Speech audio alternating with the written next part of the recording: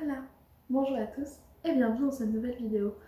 Aujourd'hui on se retrouve pour une petite vidéo bilan lecture du mois de mars. Donc j'avais fait ça pour le mois de janvier et février, j'avais fait une seule vidéo pour les 2 mois parce que je n'avais pas beaucoup lu au mois de février. Mais là j'ai énormément lu au mois de mars et donc je préférais en faire une uniquement sur le mois de mars plutôt que d'attendre d'avoir passé avril et d'avoir genre 20 livres en une seule vidéo. Parce que là, j'ai vraiment beaucoup lu. J'ai jamais autant lu de ma vie, je crois. J'ai lu 12 livres au mois de mars, donc je vais vous les présenter tout de suite.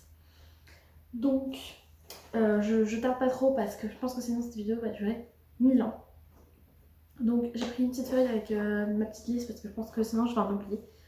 Donc on commence tout de suite avec Cher connard de Virginie Despentes, publié aux éditions Grasset.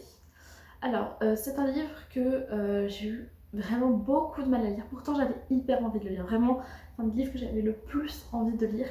Mais j'ai eu beaucoup de mal. J'avais déjà lu King Kong Theory de Virginie Despentes. Et à nouveau, c'est la même chose que dans ce livre-là qui m'a dérangée. C'est l'écriture. En fait, Virginie Despentes a une écriture extrêmement trash. Et du coup, c'est très dérangeant. Donc, pour ceux qui ne savent pas, Cher Connard, enfin, déjà Virginie Despentes écrit de la littérature féministe. Et Cher Connard, donc c'est un livre féministe sous forme de roman épistolaire un peu. Enfin, c'est beaucoup, voilà, c'est des lettres. Mais c'est très bizarre, il y a une ambiance un peu étrange. Enfin, en tout cas, moi, j'ai eu du mal à accrocher. Et pourtant, les thèmes étaient intéressants et tout, mais l'écriture m'a vraiment dérangée. Et je suis pas sûre de relire du Virginie Despentes parce que vraiment je pense que ce sera toujours le même problème. Donc pour ce livre j'ai mis 2 étoiles sur 5. Ensuite j'ai lu la BD Facteur pour femmes, le tome 1 et le tome 2 que j'ai lu un peu plus tard dans le mois, qui donc, ont été écrites et illustrées par DJ Keya et Sébastien Maurice et publié aux éditions Grand Angle. Donc c'est une duologie de BD qui sont... Alors j'ai beaucoup aimé les dessins, vraiment, je tiens à commencer par ça. J'ai adoré les dessins, mais l'histoire était pas passionnante. Enfin, j'ai eu du mal à rentrer dans le truc, autant pour le tome 1 que pour le tome 2. Donc c'est une histoire en fait qui raconte, donc qui se déroule au moment de la Première Guerre mondiale et donc les hommes partent à la guerre et ça se situe sur une petite île en Bretagne et donc en fait il y a un seul homme qui est pas un vieil homme on va dire qui va rester, qui est parce qu'il a un handicap et donc il va rester sur l'île parce qu'il va pas être mobilisé pour la guerre et il va devenir le facteur de l'île. Sauf qu'en plus de ça, il va profiter d'être le seul homme pour avoir des relations avec toutes les femmes possibles et inimaginables sur l'île. Voilà. Et il va un peu trafiquer les lettres, tout ça. Donc voilà. Donc en fait, le concept était sympa, mais enfin, je sais pas, je suis pas rentrée dans l'histoire. Voilà. Donc j'ai mis 2,5 pour les 2 tomes. Ensuite, j'ai lu Comme des images de Clémentine Beauvais, publié aux éditions Sarbacane. Donc j'ai bien aimé ce livre en vrai. Donc c'est l'histoire, alors c'est très complexe. C'est l'histoire, donc on est dans le point de vue de la meilleure amie des personnages principaux, notamment du personnage principal qui est qui s'appelle Léopoldine, je crois, si je me trompe pas, quelque chose comme ça. Et qui donc est une fille qui vient de se séparer de son copain, et en fait son copain, pour un peu se venger, publie des nudes qu'elle a fait sur internet. Non, envoie un mail à tous les parents, tous les profs, tous les élèves du lycée, qui est un lycée extrêmement coté, voilà, un lycée parisien extrêmement coté. Et du coup, il publie, il envoie ça par mail. Et forcément, on se doute bien que ça ne se passe pas très bien après. Et voilà, donc c'est l'histoire. Mais du point de vue de la meilleure amie, c'est l'histoire de comment va vivre cette fille, tout ça. Et surtout la sœur jumelle de cette fille, qui va pas vraiment bien le vivre. C'est un livre assez particulier, assez trash, assez... psychologiquement, il est dur, quoi. Genre, t'es pas très bien tout le long du livre, quoi. Alors, je crois que j'étais floue juste avant. Génial. Bon, j'espère que là, c'est bon. Donc, voilà. Donc, c'est un livre un peu particulier. Je sais pas trop... J'ai été mitigée. Alors, j'ai bien aimé l'écriture de Clémentine Beauvais. C'est la première fois que je lisais un de ses romans. Donc j'ai bien aimé son écriture, mais c'est vrai que le livre était m'a laissé assez perplexe. Puis c'était très bizarre de suivre donc cette meilleure amie dont on ne sait rien, hein. On ne sait rien du tout, on ne sait même pas son prénom, on ne sait rien d'elle. Et ça c'était assez particulier, j'ai trouvé. J'ai mis 3 étoiles. Ensuite, on commence à arriver à des livres que j'ai vraiment plus aimés. Donc ensuite, j'ai lu Le syndrome du spaghetti de Marie Vareille, publié aux éditions Pocket Jeunesse. C'est un livre que j'ai beaucoup aimé, vraiment beaucoup aimé. C'est un livre que j'avais vu passer sur les réseaux et c'est ça qui m'a donné envie de le lire. Donc en fait c'est un livre qui raconte l'histoire d'une jeune fille, je sais plus exactement quel âge elle a, je crois qu'elle est au début du lycée, donc elle doit avoir à peu près comme 15 ans. Et elle est passionnée de basket et elle est très très forte, très très douée et donc potentiellement ce sera peut-être son futur métier. En tout cas c'est dans ça qu'elle se projette. Et en fait, un jour, on va apprendre qu'elle a une... Alors, il va y avoir plein de péripéties, mais on va apprendre qu'elle a une maladie et qu'en fait, il va falloir qu'elle arrête le basket. Donc, il y a tout ce cheminement de comment elle accepte ce truc-là, alors que vraiment, c'est le rêve de sa vie, c'est de faire du basket professionnel. Et en parallèle de ça, il y a une histoire d'amour. Elle va rencontrer donc un jeune homme qui vient de cité, alors qu'elle vient plutôt... Alors, je peut-être pas des quartiers bourgeois, mais en tout cas, elle est plutôt aisée. En tout cas bien plus que lui. Et lui est passionné par le basket, mais en fait vraiment en amateur. Et donc ils vont avoir cette passion commune et surtout pas du tout le même point de vue parce que lui il en fait vraiment pour le loisir alors qu'elle en fait pour être professionnelle et elle en a presque oublié le fait de profiter en fait et d'aimer ça. Voilà. Et donc c'est un peu leur histoire à tous les deux, à ces deux personnages, à comment on fait le deuil d'un rêve. Enfin, c'est vraiment un très très beau livre que j'ai vraiment beaucoup aimé. Il m'a vraiment touchée. Et vraiment, je vous conseille à mort ce livre. Il était vraiment très très beau. L'écriture était très sympa, c'était très fluide, vraiment aucune difficulté à lire ce livre. Il était génial. Franchement, j'ai vraiment beaucoup aimé. Et si je ne me trompe pas, j'ai mis 5 étoiles. J'ai mis 4,5. Voilà. Donc on continue avec la sélection de Kiragas. Donc là j'ai lu le tome 1. Alors je suis en train de vous en faire une vidéo, vraiment je vous fais un reading vlog de la sélection. Je suis en train de relire la sélection parce qu'en fait je les ai déjà lus il y a très longtemps et je suis en train de tous les relire. Donc là j'ai lu le tome 1, j'attends désespérément à la médiathèque le tome 2. Voilà, j'espère pouvoir l'avoir aujourd'hui. Bref, je vais pas trop vous en parler là parce que je vais vraiment vous faire une revue spéciale sur ça, mais j'ai adoré. J'aime toujours autant la sélection. Je crois que définitivement, j'aimerais toujours autant la sélection. C'est... voilà, il n'y a pas de mots pour décrire. En plus, c'est un livre que j'ai lu, enfin, j'ai une histoire un peu, et vraiment, j'avais peur de pas aimer en le relisant, et en fait, non, c'est trop bien. Voilà, donc j'ai mis 5 étoiles. Donc ensuite, j'ai lu La chronique de Bridgerton, le tome... alors attendez, c'est 4 et 5, non, 3 et 4. Donc j'ai donc de Julia Quinn, je ne sais toujours pas comment on dit son nom à elle, publié aux éditions J'ai lu. Donc j'ai vraiment bien aimé ce deuxième tome, enfin, parce qu'en fait ils regroupent donc le tome 3 et le tome 4. À chaque fois ils sont toujours regroupés, hein, ceux de la chronique de Bridgerton. Donc là dans le tome 3 on suivait l'histoire de Bénédicte et dans le tome 4 on suivait l'histoire de Colin. J'ai vraiment beaucoup aimé les deux tomes. Le tome 3 était original parce que c'était un peu, le début était un peu une réécriture de Cendrillon. C'était original, je m'attendais pas à ça. Mais franchement, j'ai vraiment aimé les deux tomes. J'ai aimé l'histoire de Colin et Pénélope, j'étais contente de les voir. Alors je connaissais déjà tout le... qui était... merde, comment elle s'appelle? Alors là, j'ai oublié. Enfin bref, celle qui publie les... Whistleton, voilà, Lady Whistleton. Je savais déjà qui c'était parce que j'avais vu la série, donc je savais déjà, mais j'étais contente de le découvrir dans les livres et tout ça, c'était vraiment très chouette. Je sais que c'était pas des tomes qui en général... Enfin, souvent les gens ont été assez déçus de ces tomes-là. Moi, vraiment, pas du tout. Et je pense même que j'ai préféré ces tomes-là que les premiers. Que j'ai trouvé mieux écrit et peut-être aussi parce que du coup les premiers j'avais déjà vu la série et du coup je l'ai lu après la série donc c'était différent.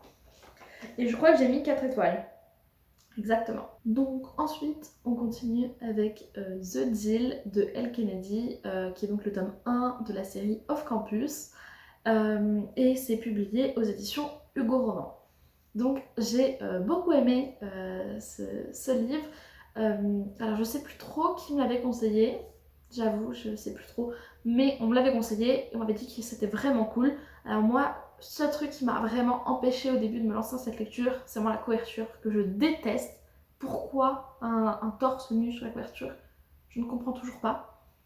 Bref, du coup, vu que je détestais la couverture, vraiment ça m'a bloqué pendant pas mal de temps et puis finalement je l'ai vu à la médiathèque et je me suis dit ok, je vais peut-être le lire. Et j'ai aucun regret, c'était vraiment très cool. J'ai adoré ce livre. Alors je me souviens plus hyper bien de l'histoire, je sais pas pourquoi, j'ai un peu oublié l'histoire. Mais vraiment j'ai beaucoup aimé. J'ai trouvé l'histoire déjà très bien écrite. C'était pas très original, hein, on va pas se le cacher, hein, c'est une histoire sur un campus, enfin, c'est très à l'américaine et tout ça. Mais c'était sympa et je trouvais qu'on retrouvait un peu ce goût des campus drivers justement du campus et tout ça, et ça j'ai bien aimé. Voilà, donc vraiment je pense que je vais lire la suite parce que j'ai trouvé ça très chouette, j'ai adoré l'histoire. Vraiment j'ai beaucoup aimé l'écriture, je crois que c'était la première fois que je lisais un roman de Elle Kennedy, je crois qu'elle en a écrit pas mal pourtant, mais je crois que c'est la première fois que j'en lisais et j'ai vraiment bien aimé, je m'attendais à ce que ce soit un peu moins bien écrit, je ne sais pas pourquoi, mais vraiment très sympa. J'ai mis 4 étoiles, voilà. Donc ensuite on continue avec Vent lointain qui est donc le premier tome de la série Le printemps suivant, si je ne me trompe pas, de Margot Motin, publié aux éditions Casterman. Donc c'est donc une BD publiée par Margot Motin qui est assez connue, enfin en tout cas moi je l'ai connue sur les réseaux. J'adore ses dessins, je suis hyper fan de ses dessins et c'est donc pour ça qu'en découvrant qu'elle avait sorti une BD, je ne sais pas pourquoi je ne savais pas cette info, je me suis dit qu'il fallait absolument que je la lise, donc je l'ai empruntée à la médiathèque à nouveau et ben, j'ai été un peu déçue. En fait j'adore ses dessins, vraiment je suis hyper addict, je trouve qu'elle dessine hyper bien, c'est vraiment le style de dessin que j'aime, mais j'ai été très déçue de l'histoire que j'ai trouvé un peu fade et un peu sans intérêt. En tout cas, j'ai pas réussi à accrocher à l'histoire, je sais pas. En fait, je trouvais qu'il n'y avait pas vraiment d'histoire. Et ça m'a un peu posé problème, j'ai l'impression que ça savait pas trop où m'aller. Enfin, c'était assez étrange, mais voilà. Mais comme les dessins étaient très beaux, en vrai, ça m'a pas dérangé de le lire. Je vais quand même lire le tome 2, je pense, mais je pense que ce sera pas un coup de cœur, quoi. Et donc, pour ce premier tome, j'ai mis 3 étoiles sur 5. Je suis désolée, la lumière a l'air pourrie, mais pourtant il fait beau, je comprends pas. Ensuite, j'ai lu La rue qui nous sépare de Célia Samba, et attention miracle, je l'ai avec moi, et c'est celui-là. Ce livre est publié aux éditions Hachette Roman. Donc c'est un roman qui raconte l'histoire de Tristan et de Noémia. Noémia, c'est une fille tout à fait classique qui a, je sais pas, 18 ans, je dirais, quelque chose comme ça. Je crois que c'est ça, 19 ans, voilà. Et Tristan, c'est un garçon de 21 ans qui vit dans la rue. Et en fait, c'est l'histoire de leur rencontre, de leur lien, de leur amitié, de leur histoire d'amour. C'est tout ça, en fait, ce roman. C'est un roman hyper intense, vraiment très beau, qui parle de thèmes hyper importants, très touchants. Vraiment, il m'a fait vraiment waouh, je l'ai vraiment beaucoup aimé pour ça. En revanche, je l'ai trouvé pas hyper addictif. J'ai eu un peu de mal à rentrer dans l'histoire. Je sais pas pourquoi, mais voilà, je l'ai trouvé pas assez addictif à mon goût. Par contre, vraiment très bien écrit et une histoire hyper touchante. Vraiment, genre, c'était incroyable de voir ces deux mondes se percuter. C'était génial. J'ai vraiment beaucoup aimé. Même si, voilà, comme je vous dis, c'est pas un roman que j'ai lu avec avidité. J'ai été un peu bloquée. Je sais pas, j'ai eu du mal à rentrer dans tout ça. Et je lui ai mis 3,5 étoiles, voilà pour ça. Ensuite, j'ai lu Un avion sans ailes de Fred Duval et Nicolai Pinheiro, adapté du roman de Michel Bussy et publié aux éditions Glénat. Donc c'est une BD que j'ai beaucoup aimée, que j'ai trouvée très belle. J'adore les dessins, vraiment, je suis hyper fan des dessins, qui étaient trop beaux. L'histoire était hyper addictive, il y a une histoire, en fait donc c'est l'histoire d'un crash qui a eu lieu, un crash d'avion qui a eu lieu il y a 18 ans, et en fait dans ce crash, il y a un seul survivant qui est un bébé. Et en fait, le problème c'est que dans cet avion, il y avait 2 familles qui avaient un bébé qui était né à 3 jours d'intervalle. Et donc en fait, on ne sait pas qui est ce bébé en fait. Et donc il y a toute une histoire autour de ça, parce que la jeune fille vient d'avoir 18 ans je crois. Et voilà. Et j'ai adoré l'histoire, que j'ai trouvé très sympa. Et surtout, j'ai adoré les dessins. Vraiment trop beau. Et donc j'ai mis 4 étoiles à ce livre. Et enfin, pour finir, j'ai lu Le couple et l'argent de Titou Lecoq, publié aux éditions L'Iconoclaste. C'est donc ce bouquin-là, qui est donc un essai. C'est mon premier essai de l'année. J'en lis pas très souvent, mais de temps en temps, je trouve ça intéressant. Et j'ai vraiment adoré. C'est un énorme coup de cœur, ce roman. Enfin, du coup, pas ce roman, cet essai. C'est vraiment un très grand coup de cœur. Donc c'est un livre qui parle de comment en couple la femme est défavorisée vis-à-vis de l'argent, comment en fait on se retrouve avec des énormes inégalités, comment gérer son argent quand on est en couple, enfin c'est tout ça et c'est hyper intéressant. Donc vraiment c'est du tout début, ou le jour où tu te mets en couple, à la fin de ta vie, au prêt, enfin vraiment plein de choses. C'était hyper intéressant. Moi j'y connais vraiment pas grand chose à l'argent, c'est un domaine où je manque vraiment cruellement d'éducation, j'ai très peu d'éducation financière, et j'ai trouvé ça hyper intéressant. Après actuellement je suis étudiante, donc c'est vrai que j'avais plus de mal à me dire que je pouvais appliquer les conseils à ma vie, mais je pense que le jour où je ne suis plus étudiante, je relirai ce bouquin et je prendrai les conseils qui sont dedans. Et j'ai beaucoup aimé aussi le fait que dans ce livre, elle a un exemple, elle parle toujours de Gwendoline, qui est donc un personnage qu'on suit tout le long, qui fait plein d'erreurs.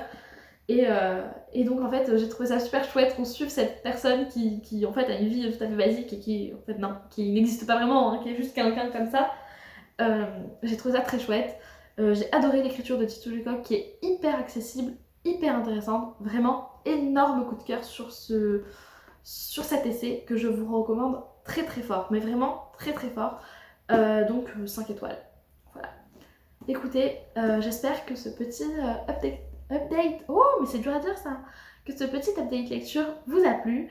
J'ai lu beaucoup de livres, des très bonnes lectures et des un peu moins bonnes, mais vraiment, voilà, je vous conseille ces livres. J'espère que ça vous aura plu. Je vous invite à me rejoindre sur Instagram, parce que je vais lancer des petites revues assez régulièrement sur les livres que j'ai lus, notamment sur ces 2 livres-là, où il y aura une revue un peu plus, une petite chronique un peu plus décrite. Donc n'hésitez pas à me rejoindre sur Instagram. Et je vous dis à la semaine prochaine pour une prochaine vidéo. Adios!